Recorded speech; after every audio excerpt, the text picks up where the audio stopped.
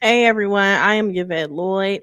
I am here with Jamari Williams. He is such a dope entrepreneur. He has a lot going on, but we're gonna get into that later, other things that he have Mhm. going on. But just imagine you just grossing $2 million into your box truck company. This is something that he has done and he could teach you how to do it too. It's just based upon you on your worth ethic if you can reach that level as well. So hey Jabari, how are you? I'm all right. How you doing today? I'm doing good. Well, first, before we actually get into everything, I see that for a while that you had a 9 to 5 Yes, and you ma'am. were doing real estate at the same time Yes, ma'am. because you was afraid of stepping out on faith. Yes, ma'am. Yes, ma'am. So, tell me a little bit about that because sometimes people want to get into entrepreneurship, but they still want to work too as well, and that's something I did before Uh, I actually stepped out too. yeah. So, of course, that y'all don't know my story. Of course, pretty much y'all don't. I was working 16 years in corporate America. I sold everything. I had like a t-shirt shop. I sold cars, Jordans, anything I could sell as a side hustle while I was working my 9 to 5, but nothing really paid off, you know what I'm saying, to allow me to, replace that 9 to 5 income. So then when I did get into real estate in 2018, I posted it on my Instagram. I flipped my first house in July of 2018, and then I made $176,000. So I thought that was going to be my path out of, my 9 to 5. And I still was doing it. So I would go to the house in the morning. I would go to the house on my lunch break. I would go to the house after I got off work, and I would just stay there till it got dark and just learn everything I could while while I was, still working a 9 to 5. However, I was always afraid to leave my 9 to 5 because I have kids, and I was like, what if this is just luck? What if it just is just one good time? But I did it a couple times, 3 or 4 times, flipping houses, and then the pandemic hit. And then when the pandemic hit, everything kind of shifted. So I'm glad I didn't quit my 9 to 5 Yeah. during that time. And then that's when I got into logistics. But I still love Wow. real estate. Real estate is my passion. Wow. So even just you working your 9 to 5 and you just maintaining being an entrepreneur and flipping houses Mhm. and everything, can you let people know that it's okay to still work a 9 to 5 and still Yes. pursue a different dream? Because some of them want to get right out of it, but we have some good moments in entrepreneurship and we Hmm. have some bad moments and we have to prepare for it. Right. So a lot of people think that you have to have one or the other. Like a lot of people think that if you work in a 9 to 5, that you can't be an entrepreneur, and that's incorrect. I was an entrepreneur. Like I said, I did a lot of other stuff, like smaller skills. I even, like I said, I had a t-shirt shop. While I would get off my job 9 to 5, then I would go work at my t-shirt shop. So you still can have both. And a lot, yes, we see on social media that a lot of people shame people for having jobs, or like Yes. it's such a bad thing. You should use your job to, what I'm saying, fund your whatever job venture, I mean, whatever adventure you want to go into. So I don't see nothing wrong with it. I did it. I worked a 9 to 5, and even when I started my logistics company, I did really well my first year at my logistics company. However, I had a 9 to 5 because I was still scared, because I was scared to Right. leave. So not until I had enough money saved up, like I said, say for example, if I stopped logistics, I made sure I had like a year worth of my income saved up. That if Mm. anything happened, I still could survive a whole year to go find another, job 9 to 5. But Wow. it's definitely doable. Wow. So, I personally, I don't have any children, but you said you have kids. Mhm. With people that's going into entrepreneurship that have children and trying to step out on faith and like remove that job and still maintain their family as well, can you try to give them some type of motivational advice on how to balance things out and how to actually just try to do both at the same time? Well, I can tell you this, like, well, for I had kids for a while. My oldest is 22. So when I had my, let's say for example, when I had my t-shirt shop, I wanted to create a business. Like my t-shirt shop was a business that made me work inside of my business. So which means I had to physically be there. So I was, I get off work at 6 o'clock, I would go to the t-shirt shop and I'd be working. So I wasn't able to spend as much time with my kids. So then when I got into real estate, it was a little different because when the sun go down, you can come home with real estate. But with logistics, when I set up this company, I wanted to set up a company or a business where I can make money passively. I physically don't have to be there. So I mean, it's just like I always tell people, find a job. I mean, not a job, but an entrepreneur job or whatever you want to start that you can remove yourself from it as soon as possible. Don't set one up where you physically have to be there and you have to do the work in order to make money. Because now, to me, I call that self-employed. There's nothing wrong with self-employed, but your main goal is to want to be able to, you know what I'm saying, run your business without you physically having to be there every day. Like you can go on vacation, you can spend time with your kids. Like when I was working, like my 9 to 5, I missed all my kids' games, doctor's appointments. Their moms had to take them. So now, being that my job, not my job, my company is like make money passively, I'm able to go to my kids' games and football games and doctor's appointments or anything I want to go to with Wow. it. So I see that you said during the pandemic you had to, it was a big thing as far as the housing, Hmm. with you flipping them and everything. So what made you come into the mindset of doing box trucks? Because it seems as though real estate was your passion and you was It more is. questionable with box trucks. It was. Well, I was always questioning about box truck because when I heard of logistics, I've always been on the porch. I've been looking from the outside looking in. And to make a long story short, I had a coworker and she went through a divorce, and her husband had trucks. And he was paying her $1,600 in alimony. So a light bulb went off. And I said, man, if he's making that much money, like how much is he making to pay her $1,600 a month?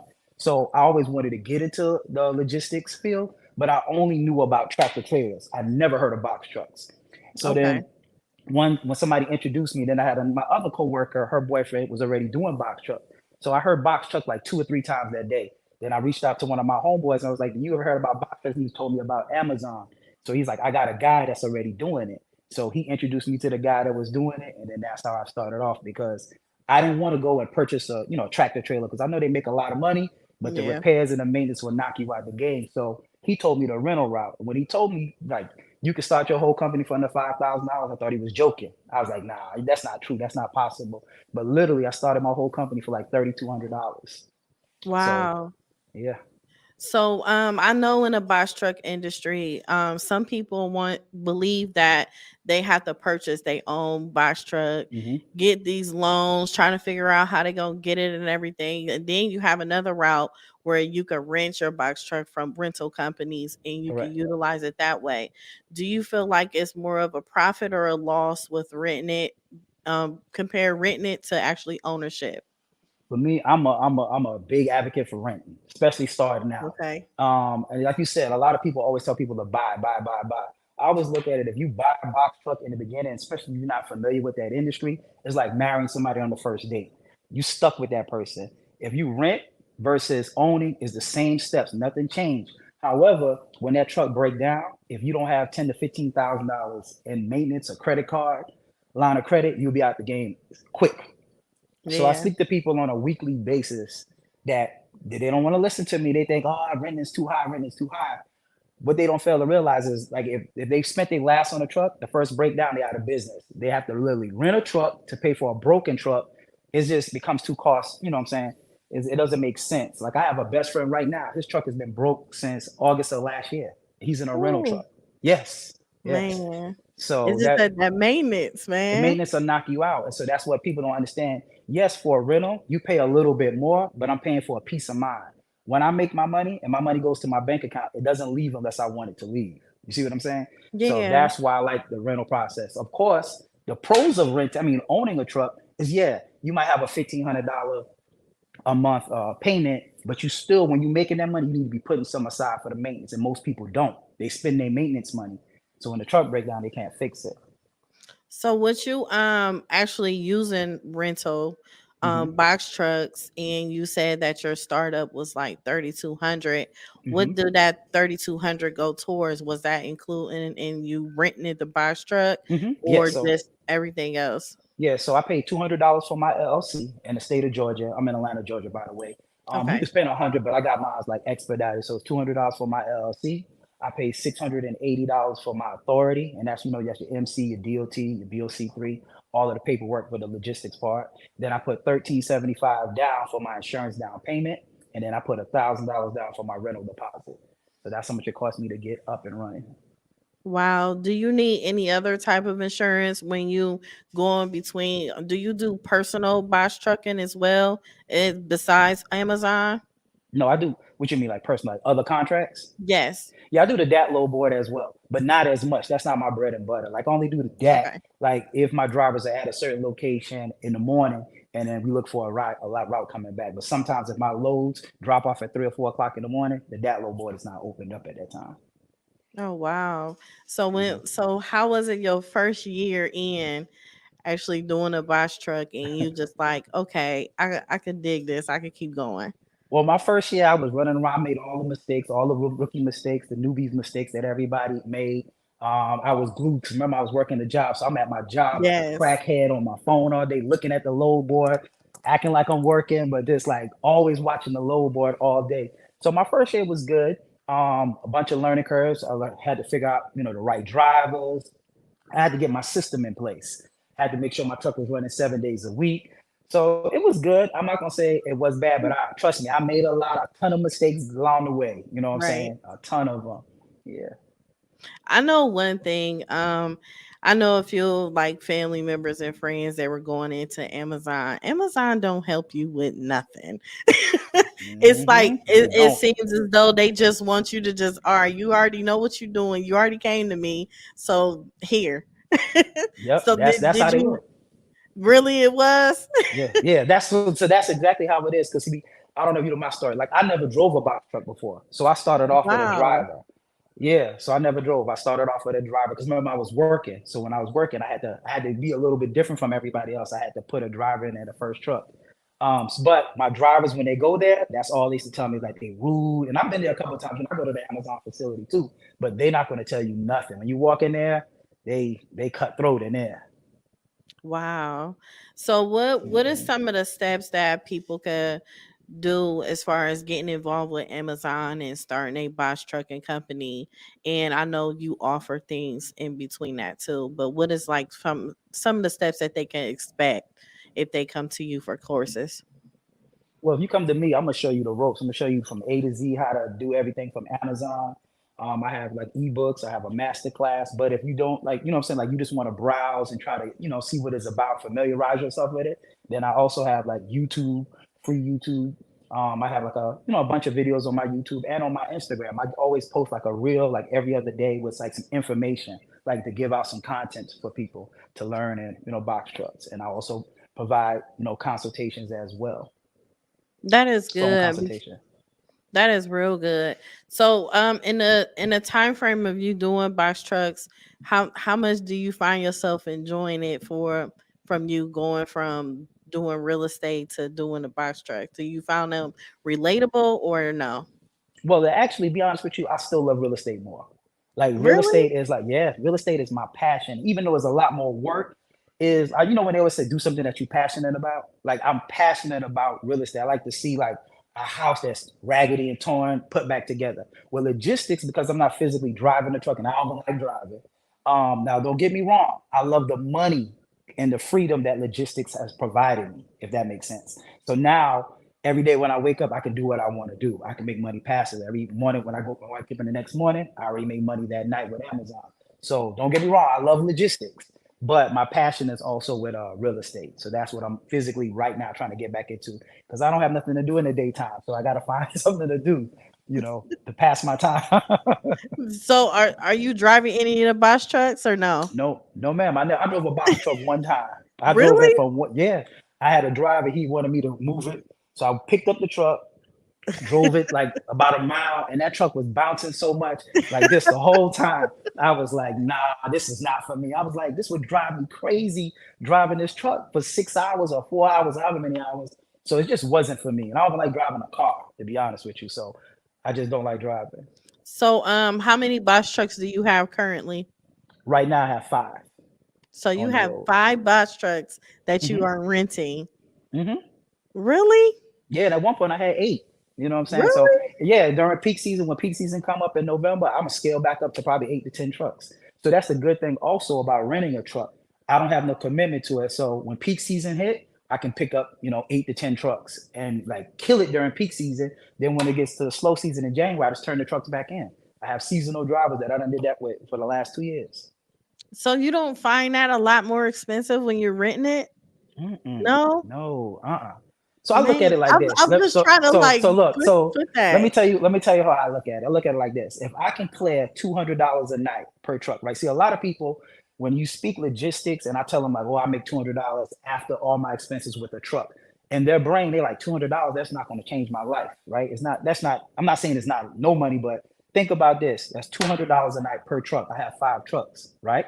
And that's net. That's $1,000 a night I'm making. My truck run 30 days a month, so that's $30,000 that I'm netting, give or take, a month passively without me having to pay for no maintenance, me having to, do Yeah, anything with a truck note, anything I want. After $30,000 a month, I mean, what can I afford?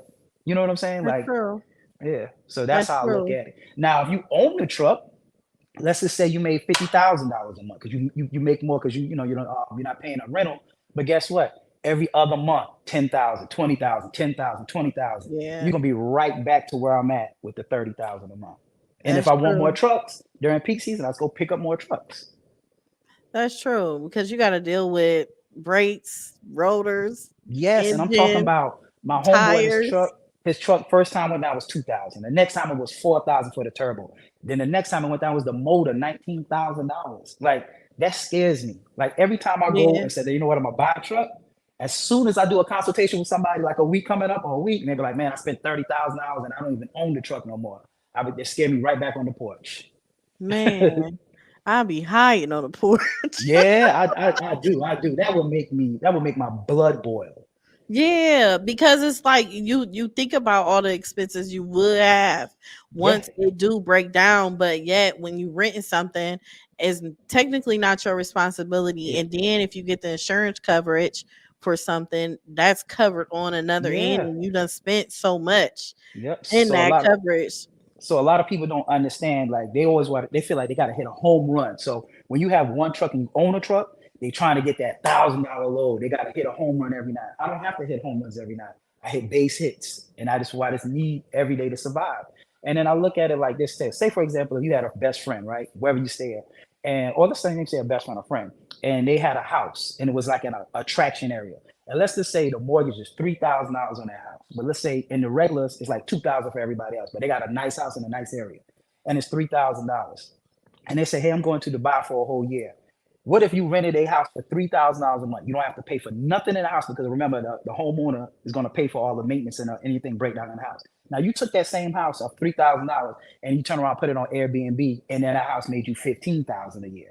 I mean, $15,000 a month. You see what I'm saying? So you're making money by using somebody else's equipment without it being yours. You don't have no headaches. So Right. that's how I look at it. I came up with the same way with Airbnb, just making a little bit of money off of something that I don't own, if that It makes sense. sounds like you're using your flip technique from you doing real estate and you brought it over to A little bit, a little bit. yeah.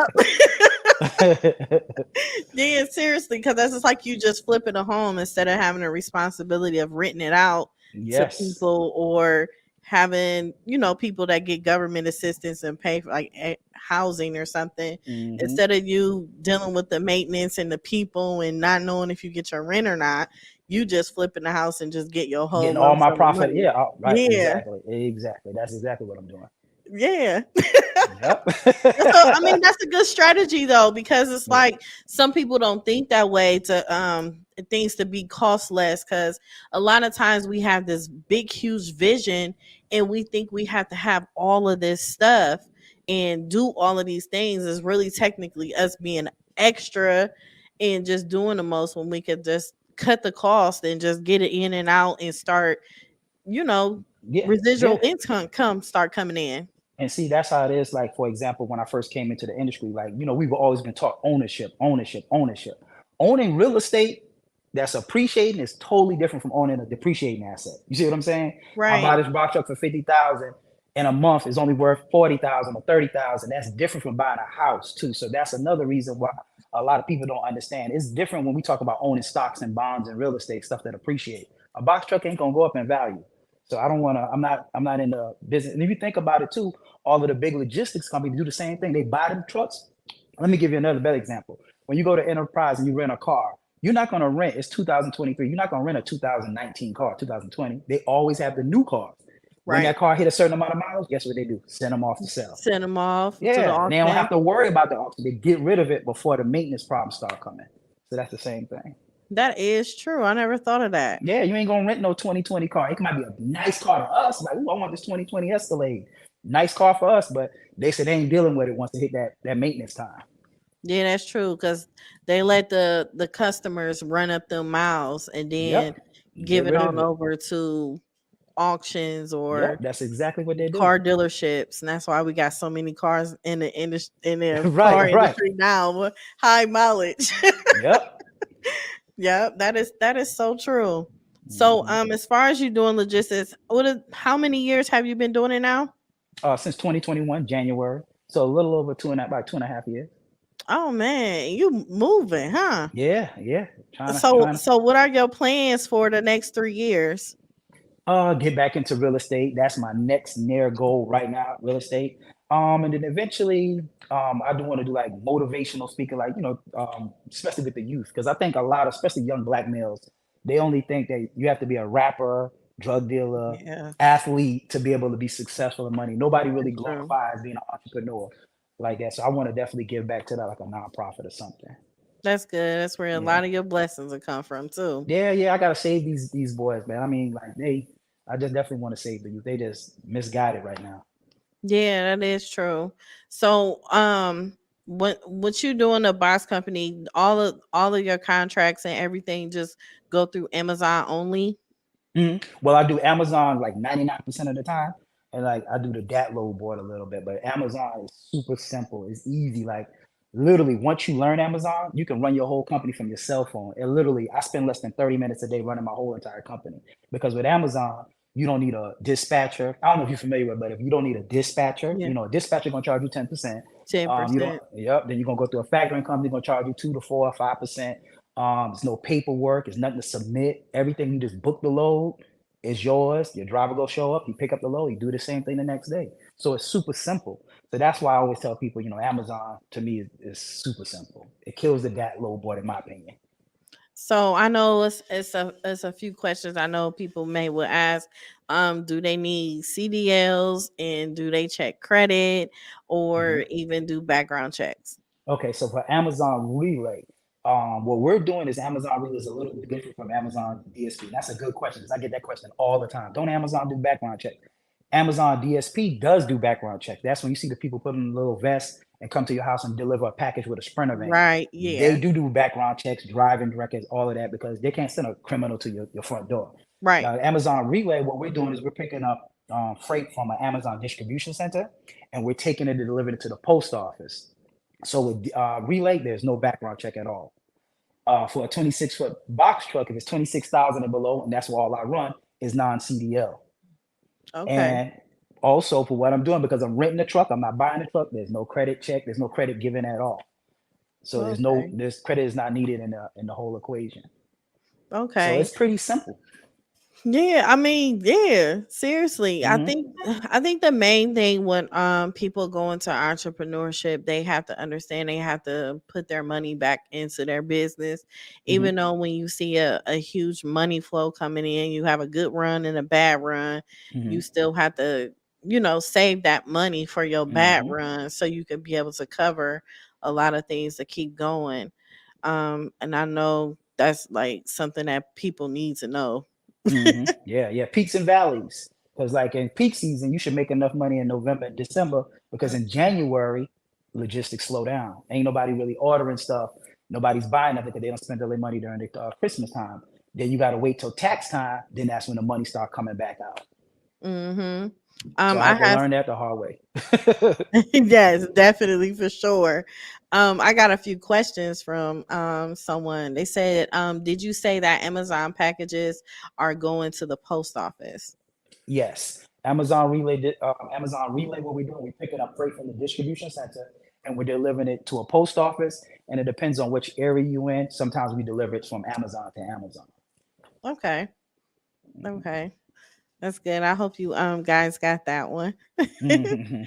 I know someone in here, they also said you never know how much that repair will cost you owning a truck, and she said that's scary. Yes, it is. I'm telling you, $10,000, 15,000, like is that repair is no joke when it comes to box trucks because it ain't like a car. It ain't $300, $400 a fix. Yes, definitely. Hmm. I also want to let you guys know to also get information from his website, www.boxtruckshawty.com, which is you could get all the information as far as his 2 day training on site, 3 day ride along training, and how to start with Amazon. He'll go through the steps and everything. It's no secret to it. You just have to utilize your services and you will basically get everything that you ask for. Right. That's right. That's And right. that's just really dope though, because sometimes people will want to withhold information instead of actually just giving it to them, and just everybody just out here making money and have residual income for their families. Yeah, I get a lot of backlash for that. Like, oh, why you telling everybody? Like I get a Really? bunch of I get a bunch of that, man. Like, why you telling everybody? And I'm just like, to me, if I like I always wanted a Ferrari. If I have a Ferrari, nobody else has a Ferrari, ain't no fun. So I want Right, everybody to have right. a Ferrari. You know what I'm saying? So to me, it's enough money for everybody. Amazon It got more is. money than anybody. So like I don't understand that mindset of not wanting to help somebody else get to the next level. That's crazy to me. Yeah, it is. But that's where, like I said before, that's where a lot of your blessings come from. Because it's a lot of people that don't know this type of information, and Hmm. then once they receive it, they can be able to prosper on whatever they want to do. But it's like, if we're holding information, it just shows that you don't have confidence in yourself to know that you are in your own And they're path. afraid of competition. They're afraid of Yes. competition. That's exactly what it is. I'm like, I'm gonna eat. I'm gonna eat regardless. So I don't Yep. care who start, who do whatever. I'm gonna eat. But yeah, people are afraid of competition, big time. Yes. So I know you say you're going to get back into real estate. Are you going to Mhm. have any real estate courses to teach people the game of real estate also? No, I'm not gonna pretty much do it. I'm gonna have can you hear me? Yes. My AirPod made a noise. I'm not gonna probably do a course right now, but I am gonna probably pair with my realtor. And like I do meet and greets too, like occasionally throughout the year. So I'm gonna have her because she's an expert in that field and come on and, That's do like a good. joint venture because that's more of her lane. I'm just like the fix and flips as part of it. Yeah. But I That's do, like like I said, I do love it. Yeah. I that's want to like stay staying box in your truck shorty. lane. Yeah, stay box truck shorty. I don't want to keep switching around and like, man, he's doing box truck now. He's doing this. He's doing that. And I just want to stick to what I'm good at. Wow, that's Mhm. good. You should look into like connecting with the different high schools and community Mhm. centers and stuff for you to, let the young men know a lot of the Mhm. things that you got going on, cuz it's really good that you do want to reach out to them and let them know some sort of guidance, cuz it's so much going on in Yeah. the world, and Yeah. they And they need think a positive guns mentor. and disrespectful stuff is the cool thing, when the cool thing is actually learning this and bringing in money at a young age. Yeah, and not having to look over your back. You ain't got to worry about nobody Ooh, trying to, you know what I'm saying? The IRS, the feds, everybody, we glorify drug dealers and the street life, but they got to always be looking over their back. I don't want to live that life. You know what I'm saying? And I want to show yeah. them that you can make money, have the same things as the dope boys or the street guys, but you can do it legally and have a peace of Wow. mind. Yes. May I ask, what was your lifestyle like growing up? Ooh, that's a good question. My lifestyle, well, my quick story is I was adopted when I was little. So I had an adopted mom that raised me because my birth mother passed away when I was a baby. She had cancer. So the lady that raised me, who I knew as my mother, she passed away at 18 also. My freshman year of my college year, like a week before my midterm. So when she passed away, life was great up until she passed away. When she passed away, I didn't know my social. I didn't know I was gonna survive. I was Wow. getting so then I ended up sitting out. Well, actually, she died in April of '97. So I went home for the summer. Got into a car wreck with my homeboy. I was in the back seat passenger. He ended up dying. Wow. Yeah, in that wreck. So I ended up sitting out of school a year. Life was hard after that. So then that's when I was struggling. I had to go through the struggle phase. I was sleeping in my cousin's living room on a mattress. You know what I'm saying, in Decatur. But I ended up going back to school because I promised my mother I was going to graduate. Went back to school, graduated, and got into the rat race. But while I was in the rat race, I just knew in my brain that I couldn't see myself working for the rest of my life. But I ended up Right. working. So while I was working, I had, little multiple, streams of income, other little things I was doing. But my childhood life was really great coming up. Yeah. I Wow. have no complaints. My mother was like the best mom in the world. Wow. Yeah, and Oh, she raised me with values and respect. And I grew up with three sisters in the house that was older, so it's like I had four mothers in the house. Yeah. wow. That's a blessing. So I understand your grind now, Mhm, your mhm, your purpose and everything. Cause I lost my mom and I lost my husband, and mhm. what it Sorry to hear and that. thank you, same to you. I think people really don't understand once you like have that connection of losses like that, it takes you into another mental zone to Mhm, a point life is short and mhm, to just worry about yourself mhm, and just do what God is telling you to do with your life. And some people don't understand when you take losses like that. It's just like I'm just here to give to the world and do what I need to do. mhm. Yeah, after my mom passed, man, they put me into like a beast mode because, like, I like I said, I days I have no food. You know what I'm saying? I had to pinch my cousin's Yes. hamburger meat. I had $5 in my pocket, so I know I had to grind hard, especially when I started having kids. I know, like I s like, anytime my friends or anything, they would late on their rent or whatever, they can call their parents. I don't have nobody to call. So I can't even to Right. the day, I don't have nobody I can call. So that's another reason why I grind and go so hard. 'Cause I don't want my kids to ever be in that position. And then, Wow. something can always happen to me, but I made sure I left them something. You know what I'm saying? Right. Yeah. Right. That's amazing. That's very inspiring. You gonna touch many lives just even just sharing that portion of your life, because a lot of times people don't understand the struggle or the things that we've been through to get where we at today. And that's a lot of Mhm. times where the reason why we are where we at today. Mhm. So I'll be nervous. That's why another reason I was scared to quit my job because I don't have nobody I can call and be like, man, I can go sleep at this person's house or sleep at that person's house if it don't work. My job, I mean, my entrepreneur journey, it has to work. It has Right. to. Yeah. Right. So on your downtime of you not working or Mhm. anything, what do you do for you for your mental health? I vacation, I shop, Okay. I watch TV, I be with my kids, and that's pretty much it. I'm basically a nerd, to be honest with you. Like I'm a straight up bona fide nerd. I watch a lot of TV and I like to learn. Like every day I always try to learn something that I didn't know, that I previously did that day. And I hear something on TV, I write it down and I just research it. You know what I'm saying? So I don't watch like reality TV. I don't watch sports. Like I can probably name 10 people in the NBA. No, I don't watch no football, none of that. Like you might catch Wow. me at a game, but I just never was concerned with something that couldn't give me no money. So I'm always Right. watching. So when I told you I learned how to flip houses, what I did is I became obsessed with HGTV and I just watch all the Wow. HGTV. So when I want to learn something, I become obsessed with it and just become a nerd.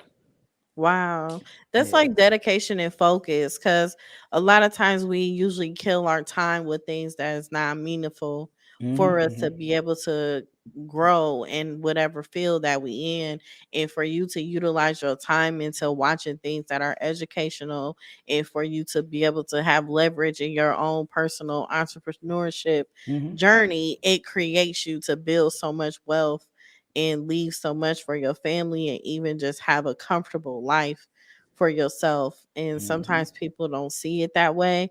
But I myself, I do the same thing. I read and listen to YouTube stuff. hmm. I barely listen to the radio because I'm Yeah. listening to a dope podcast Yeah. or Yeah. something That's me. educational. That's Yeah, me. I'm like always trying to learn. feeding your mind will get you real far. Yeah, yeah. See, that's the thing. Most people are just concerned with the outside, how my hair look, how I look outside. They don't Yes. want to feed their brain. And your brain, that's what you need to exercise. You need to be learning. You do. You Hmm, do, because I've known some people that grew up having learning disabilities, but they're running multi-million dollar companies hmm, because of them watching things to be able to educate themselves even hmm. more. It's really just really about the common sense of everything. Yep, that's true. Hmm. Wow. So I really appreciate you. Do you have anything coming up soon? Any classes or anything? Yes, on April, not April, I'm in a whole nother month. See, when you don't You work, in you a don't know whole other what time month. year. Yeah. So August 19th, I have my next master class. Master class. Basically, my master class is I walk you through everything that you need to learn for the Amazon from A to Z. I have my compliance office on there. I show you how to use the DAT load. So basically, it's like a mini mentorship, and it's from 12 to 5. Um, what's it? Oh yeah, August 19th. Yeah. And you can Okay. book that at boxtruckshorty.com, or I also have my ebooks that you can purchase on my website as well. Yes, that's super dope. Well, I appreciate you so much for being on Life Her podcast. You have Thank shared you for having me. a lot of information. I hope y'all really learned a lot, and I hope you guys want to know more. So, Okay. Well, thank you for having me. I really appreciate it. thank you.